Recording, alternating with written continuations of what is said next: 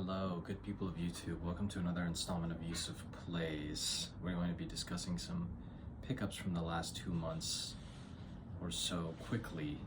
This is sort of a new experiment in doing shorter videos more often. So last time we uploaded was in November. I'm saying it like this is some sort of large project with multiple individuals. No, last time I uploaded was in November, and since then I've significantly slowed down my collecting efforts. Now there's still enough here to discuss at some length, and not only that, but particularly I think a financial advisor would say that this is not necessarily what is called slowing down.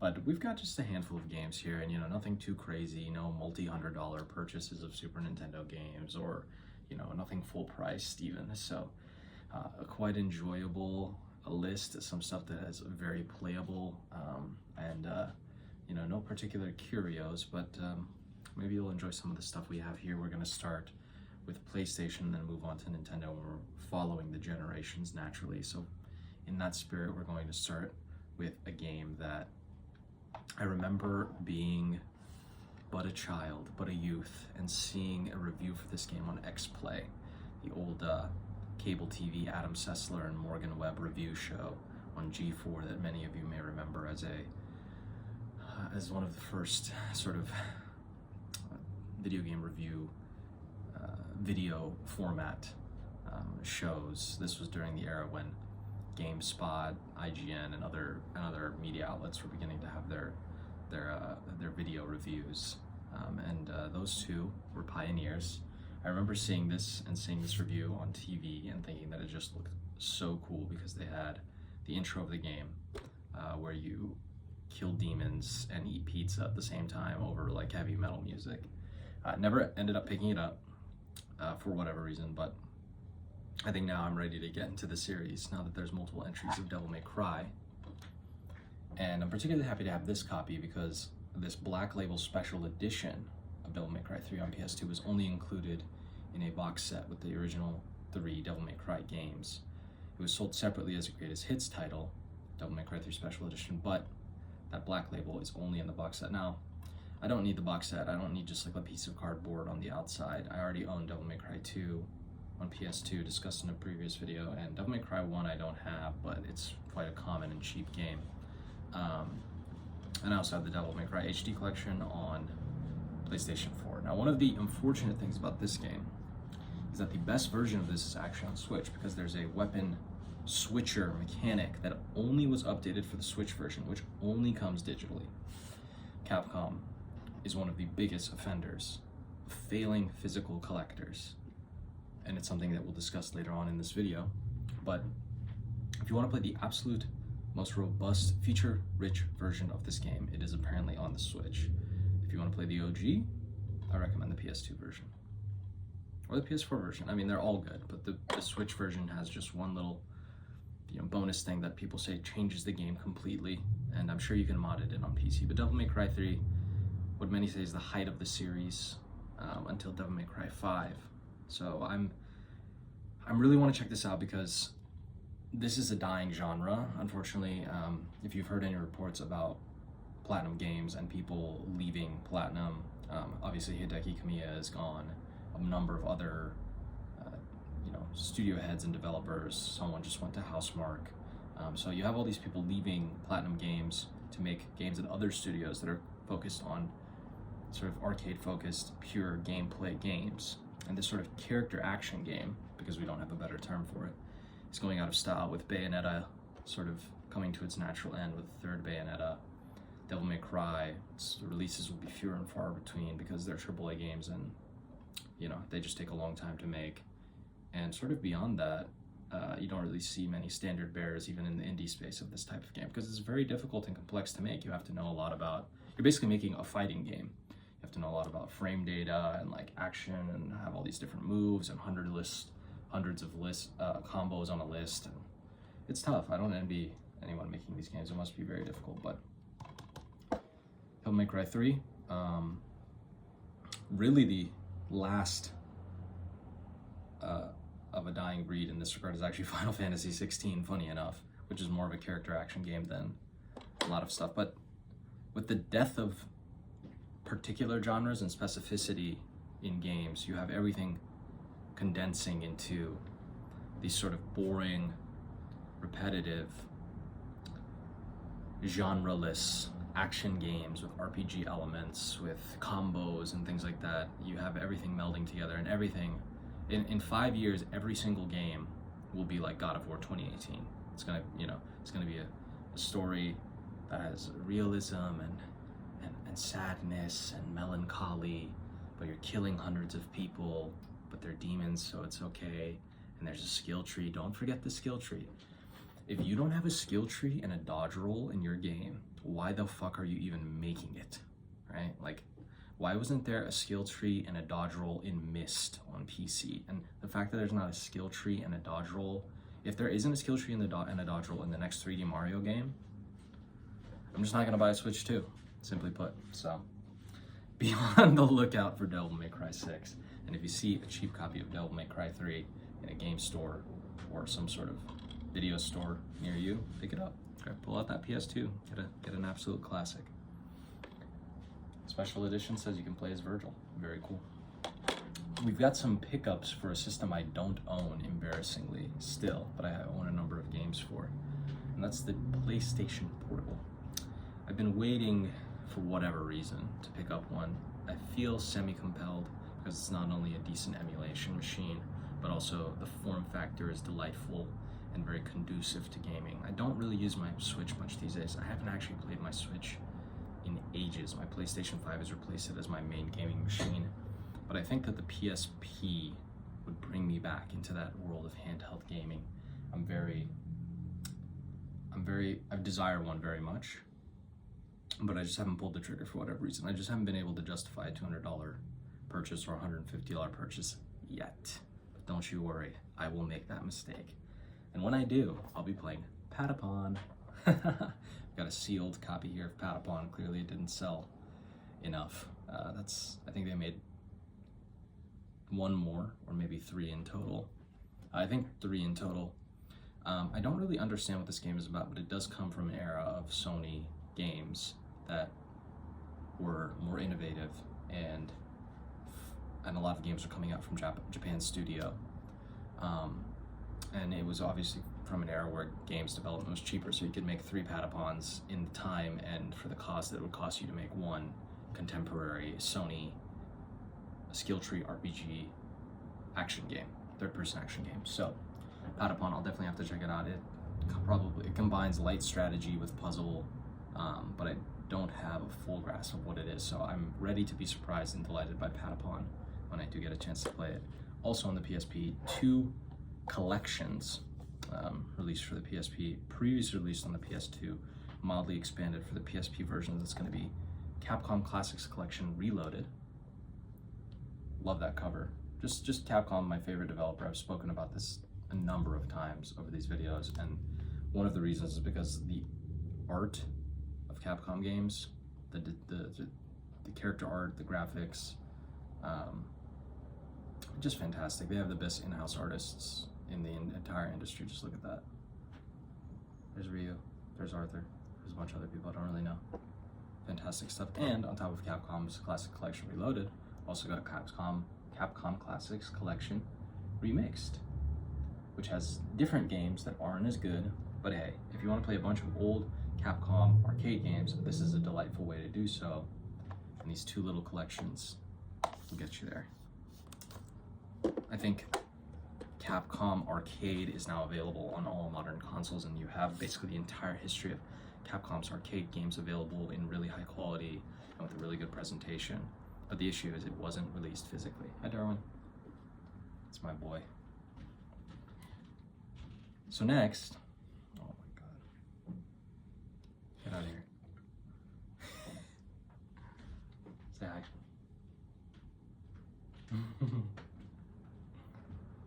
Mwah. Get out of here.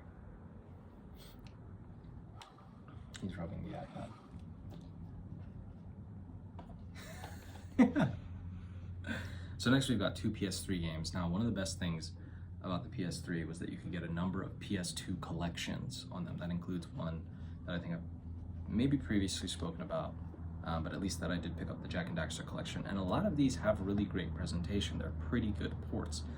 I think that the main issue with most of these ports, and really most ports in the 6th gen, maybe that was 7th gen systems, was that everything about them was good, but there were some glitches, some graphical bugs, and then widescreen conversions were not always perfect. So for example, the first 2 Pikmin games that were ported over the Wii did not have good widescreen transitions. Everything else about the game worked and was well done, and the controls were improved, so to say, though I'm a GameCube controller preferrer. But I'll have to take a look and confirm with both the Ratchet and Clank collection, which comes with the first 3 Ratchet and Clank games, the third of which is my favorite from my youth again. Ratchet and Clank Up Your Arsenal, an absolute classic of masterful action platformer game design. It is sad that Ratchet and Clank is the last Sony franchise that remains from the pre-PS3 era, but these games were truly fantastic, and first through third are all worth playing, you know, and they have a lot of depth. Particularly the third is just packed with stuff to do, planets to visit, collectibles, weapons to get, and there was even a multiplayer mode that had online functionality. I remember that I used to play the multiplayer mode with bots by myself because we did not have Wi-Fi in those days, but it was really enjoyable and just some of the best games ever. Ratchet and Clank Up Your Arsenal is one of the best games ever, so highly recommend that. And then we also have a series that I haven't ever had the pleasure to play, but you know, maybe a bit of a product of its time. Back in the day, there were a lot of series that were trying to attempt to compete with Halo, and Killzone was one of those. That was Sony's answer to Halo. I think it had a bit of its own identity. It was grimier, it was darker, it had certainly less fun and colorful than Halo is. Sort of more steeped in Nazi imagery than Halo's just space aliens.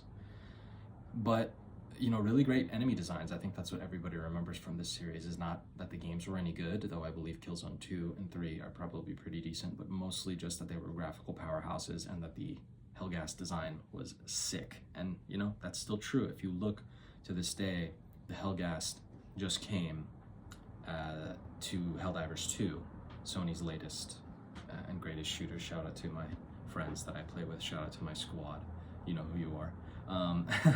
But the Helghast just came to Helldivers 2, and people were clamoring for the costumes. They thought it made thematic sense. There was a whole row about it or whatever. There was a whole issue with it. But you know, in an era of increasingly expensive, time-demanding games with millions and millions of dollars of microtransactions that you, the lucky consumer, can purchase, these endless time sinks made not for you know, the developers, but made for everyone, just completely boring stuff.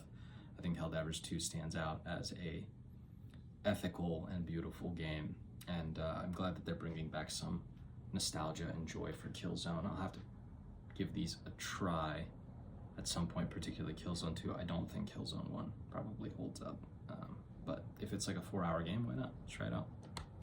So those are the PS3 games that we have, and now we're moving on to technically current generations. We've got a couple of PS4 pickups here.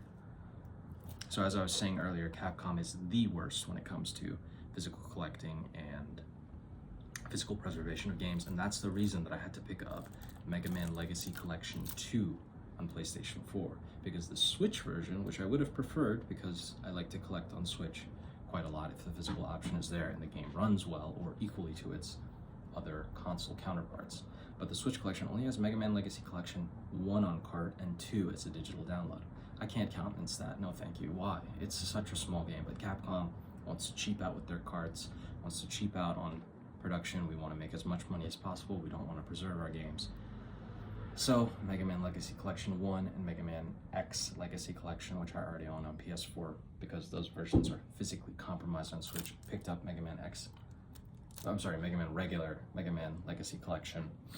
I do have quite some good memories with Mega Man, not only the first 8, because they were in the Mega Man collection on PS2, which I remember my mom took me to Target and I picked up for 20 bucks. And it was an absolutely fantastic time. I beat every single one of those games, I think except 8. just used to love Mega Man. I play the hell out of Mega Man, still have my saves on there. And then, some years later, when I had a Wii and Mega Man 9 came to Wii, I picked it up there and had an amazing time with Mega Man 9, which was a return to form, and is one of the top Mega Man games up there with 2, 3, and 6. I think maybe 9 maybe tied with 2 as one of, if not the best Mega Man game. So it's definitely worth a replay. These games are delightful, fun, tight, really expertly designed, great level design. So if you haven't played a retro game for some time, Mega Man is always good to revisit, man. There you go, check it out. Speaking of wonderfully designed, pure, simple arcade action, I think that's the theme of this YusofPlays episode. One of my favorite games from last gen, which I really need to dig into, and I haven't had that many hours in, but it cemented itself as incredible to me, was Returnal on PlayStation 5, a perfect expert masterpiece melding of the roguelike or roguelite genre with traditional arcade games and AAA production values. Before Housemarque was given the opportunity, or had the opportunity rather, to make Returnal, they were making a bunch of games exclusively for the PlayStation, and most of them were arcade shooters, top-down, side-scrolling shooters, just lots of bright neon effects, bullet hell adjacent. And one of those, which was, I believe, very well regarded, and which I definitely want to play, is Alienation. So I picked up this copy, which is a Chinese physical release, which has a Chinese and English version of Alienation on disc, so that's very exciting. So I want to check this out because I'm such a big fan of Returnal. I think it's the best exclusive that you can get on the PlayStation 5 or PC, if you so choose, you know.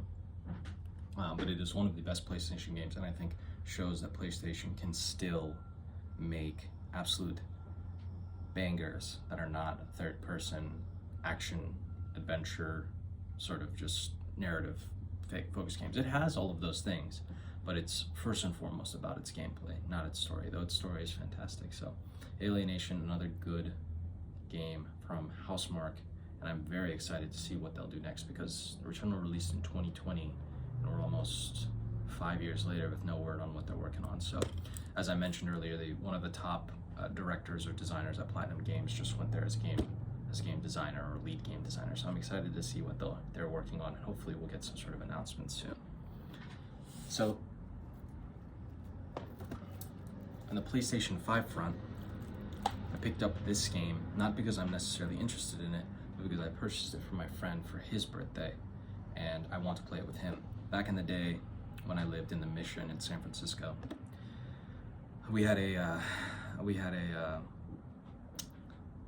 our friend moved out for the summer and subleased his room to a guy from Taiwan.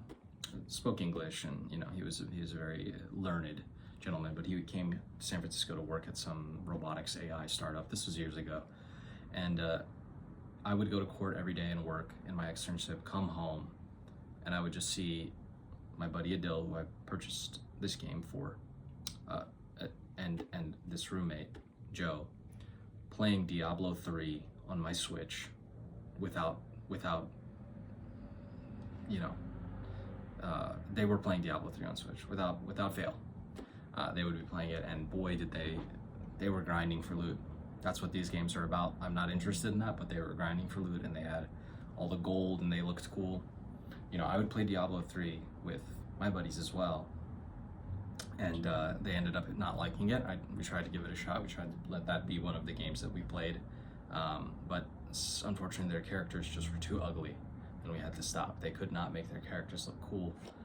Particularly one of my friends, he did not look cool, so we had to stop, and we didn't have a choice because it was too difficult to look at him. But hopefully he gets another chance with Diablo 4 and is able to make his character finally look cool. This is a return to form for the action RPG series that invented some of the worst trends we see in gaming today, meaning endless gameplay loops, add-on content, seasonal content, microtransactions, loot.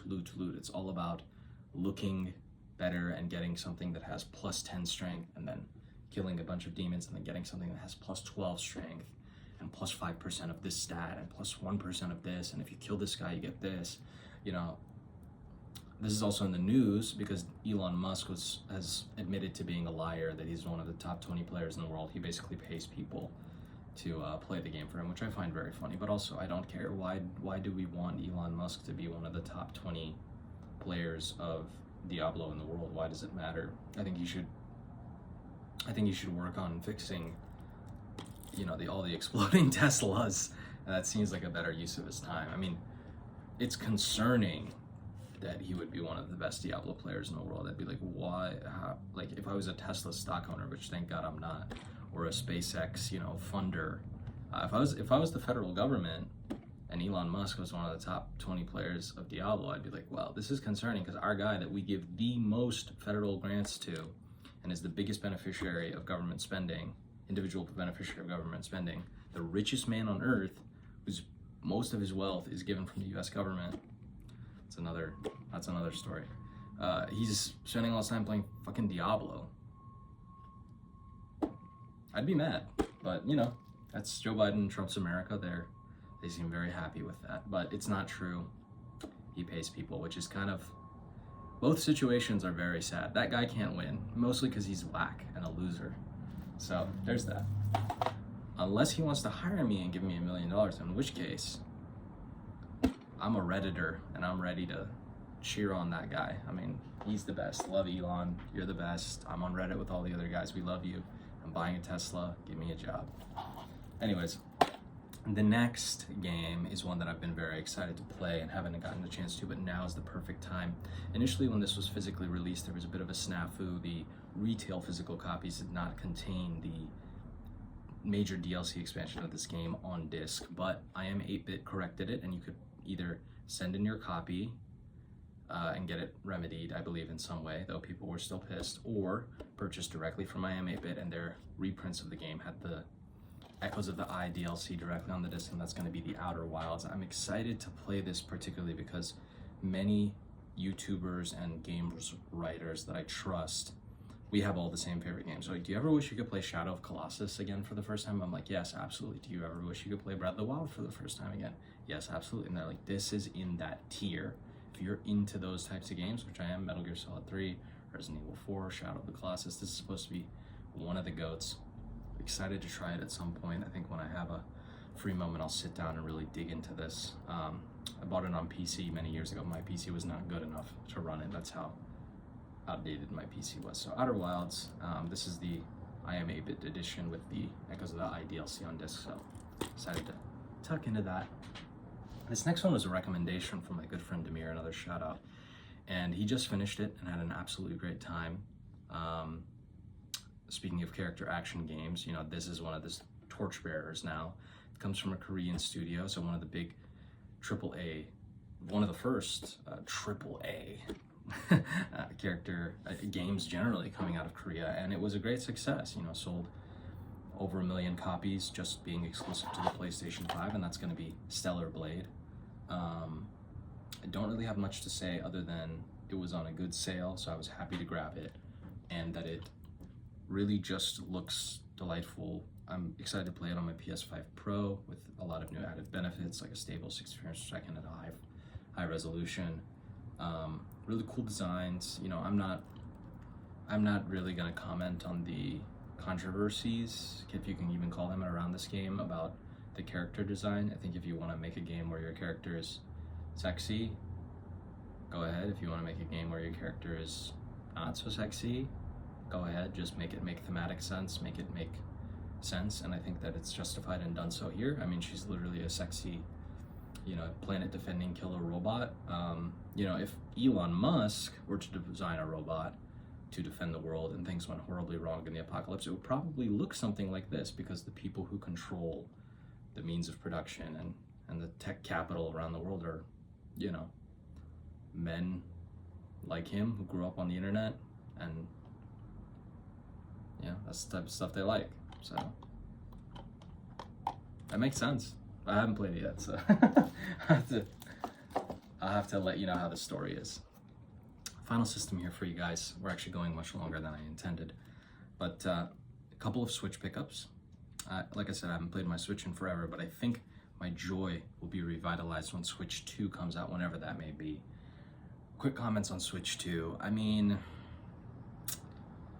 am I really supposed to get excited for marketing? Like, I know that all these leaks come out, I know that it's just another Switch. It's just a bigger, like a buffed up Switch. It's sort of like a PS5 Pro, but it obviously has games that you can't play on Switch 1. It's not really that different, and that's fine. Switch is a great system. I don't need major hardware revisions to do something insane and different. I'm happy with that. I'll sell my original Switch, move over to my Switch 2 and be very happy with that. And when I do, I'll be playing Doinksoft Collection. Very happy this came out. Gato Roboto previously got a physical release, I believe, from, is it Special Reserve Games, and I never got to pick it up. But now all of their games are in one. Demon Throttle I also own physically. They said it would never come out digitally. I'm not sure if it has. But good that all of their games are updated, patched, and on this disc with Gato Roboto, a great little Metroidvania, Demon Throttle, and Gunbrella, which I'm most excited for. I think it's an excellent, I've heard it's an excellent game. So that's a Doinksoft Collection, really good indie developers. We've also got, for my M8-bit, with my Outer Wilds order, shim. This is a cute indie game where you are a shadow who jumps through shadows. A little sort of puzzle adventure game. Super compelling premise, visually beautiful, and short and sweet. You know, it's great central strong mechanic. This is the type of game design that I like. So looking forward to tucking into that one too. I'm a tuck. The next is probably the most intriguing indie game that I've heard of in some time, and I'm glad that it got a physical release on Switch. You functionally play as a lingual cartographer, and you have to decipher a alien language to advance through these series of puzzles, I believe. And it's in some, what seems like a fictional Middle Eastern inspired country. So this has everything aesthetically and narratively that I could want. That's going to be Chance of Sonar, a really lovely game conceptually and aesthetically. So, cel shaded beauty. Looking forward to playing that. I think another episode before we talked about bring back the cel shading. Everything. Let's get everything cel shaded. And Chance of Sonar listened. Two more here. This was one of the least expected releases in the past few years. And then it came out and nobody was shocked. Like, the shock has worn off. Now everybody's just happy and like, but you don't really hear about it much. But it is still, I think, incredible that Marvel vs. Capcom Fighting Collection came out. I did not think that Marvel vs. Capcom 2 would ever come to modern systems, because it just seemed to be in licensing hell. But lo and behold, not only did Marvel vs. Capcom 2 come in its arcade perfect port, which is the way that most people like to play it, even though it was ported to Dreamcast and PS3 and 360. Not only Marvel vs. Capcom 2, but Marvel vs. Capcom 1, Marvel Superheroes, Marvel vs. Street Fighter, Blah X-Men, and the Punisher arcade game, which had never had I don't believe ever had a home console release, or maybe only had on Genesis, but a broken version of it. So you can get all these arcade perfect ports in one collection for one low price. Like 1 month after this was on sale, it already went on sale. Well, not 1 month after it was put in stores, it was already on sale. I didn't pick it up then, I picked it up immediately, and I haven't opened it to play, but looking to pick this up on PS4 as well. I think it's just a great collection. I mean, and look at that, again, look at that cover art, man. Nobody does it like them. Gorgeous, gorgeous stuff. Look at that, that's sick. Gosh, these guys. Finally, a game that, this is why I originally stopped playing video games, was because of Capcom. And they would just do I was sick of those annual re-releases of Street Fighter. When I was into Street Fighter 4, and then Street Fighter 4 Arcade, and then Super Street Fighter 4, and then Ultra Street Fighter 4. It's like, God, man, you just expect me to, this was before DLC was common practice. It's like, God, man, you expect me to spend $40 every year for some new characters. Like, I might as well just wait till the end. Atlas, the developers of Atlas, had picked up that torch in a way that is disgusting, but thankfully predictable.